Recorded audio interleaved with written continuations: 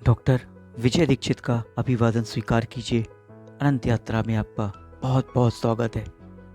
यदि आपने चैनल को सब्सक्राइब नहीं किया है तो मेरा आपसे निवेदन है कि चैनल को आप सब्सक्राइब कर लीजिए और नोटिफिकेशन बेल पर ऑल को क्लिक कर दीजिए ताकि हर नया वीडियो आपको सबसे पहले प्राप्त हो सके। आज हम ओशो दर्शन में देख रहे हैं कि उन्होंने आम धारणा के बारे में क्या कहा। उनका कहना था, यह धारणा है लोगों की कि पहले का आदमी बहुत ऊंचा था, बहुत पहुंचा हुआ था, बहुत पवित्र था, बहुत धार्मिक था, जबकि आज का आदमी उसके बिल्कुल विपरीत है, बहुत पापी है, कलयुगी है। ये सब सोच और धारणाएं चल रही हैं। उन्होंने कहा, तुम्हें पहले के आदमी के संबंध में कुछ पता नहीं है। तुम्हारे पास कुछ कहानियां आ गईं, बस उन्हीं कहानियों के आधार पर तुम पुराने आदमी का हिसाब लगा लेते हो। जैसे तुम बुद्ध को जानते हो और बुद्ध के हिसाब से तुम सोचते हो कि सारे लोग बुद्ध जैसे थे। तुम राम को जानते हो, तुम सोचते हो राम जैसे सारे लोग थे। तो फिर रावण कहां से आया? और अगर बुद्ध जैसे ही सब लोग थे तो बुद्ध पर पत्थर किसने मारे? बुद्ध पर पागल हाथी किसने छोड़े? बुद्ध पर चट्टानें किसने सरकाई? बुद्ध को जहर किसने दिया? आदमी सदा ऐसा ही रहा है, लेकिन कठिनाई यह है कि जैसे ही यह 20वीं सदी समाप्त हो जाएगी, 2000 साल के बाद आबासा का तो कुछ पता ही नहीं रहेगा, लेकिन हाँ, कुछ नाम रह जाएंगे। जैसे रामकृष्ण का, रमण का, कृष्ण मूर्ति का नाम रह जाएंगे और लोग सोचेंगे, आह कैसा सतयुग था।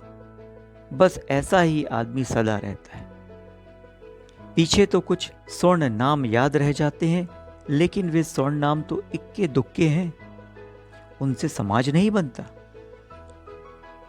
अभी तक बुद्धों का कोई समाज दुनिया में नहीं पैदा हुआ। सच तो यह है कि हम हजारों साल बुद्ध की याद इसलिए करते हैं कि वे अनूठे थे, अकेले थे। अगर बहुत सारे बुद्ध होते तो कौन याद करता उनको? याददाश्त ही यह बताती है कि वे बिल्कुल अनूठे थे और सारे लोग उनसे विपरीत रहे होंगे। अंधेरी रात में तारे खूब चमक के दिखाई पड़ते हैं, उजाली रात में उतने नहीं चमकते। तारे वहीं के वहीं हैं और दिन में भी तारे आकाश में होते हैं, कहीं जाते नहीं। कहाँ जाएंगे? पाकिस्तान जाएंगे कि हिंदुस्तान जाएंगे? वहीं के वहीं, लेकिन सूरज की रोशनी में खो जाते हैं।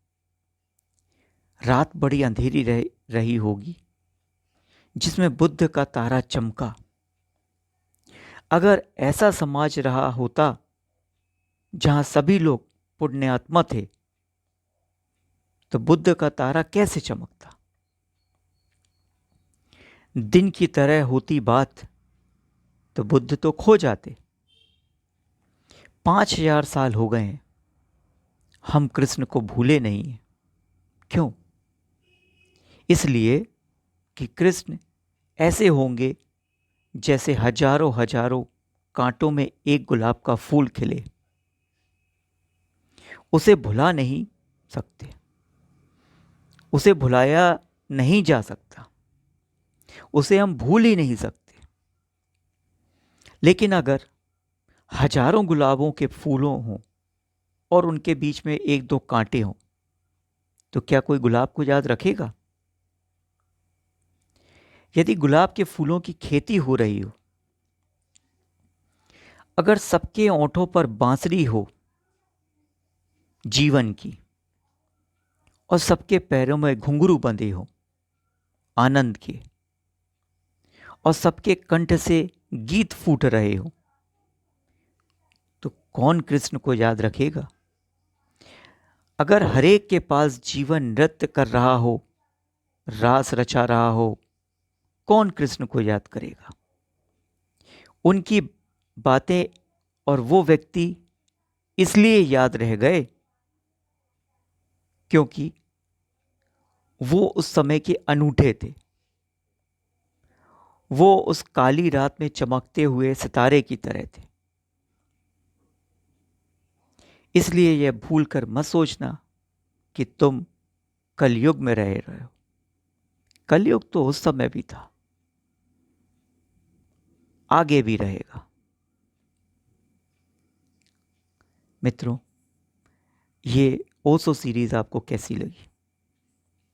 आप अपने विचार लिखिए और वीडियो को शेयर कीजिए, लाइक कीजिए, चैनल को सब्सक्राइब करना नहीं भूलिएगा।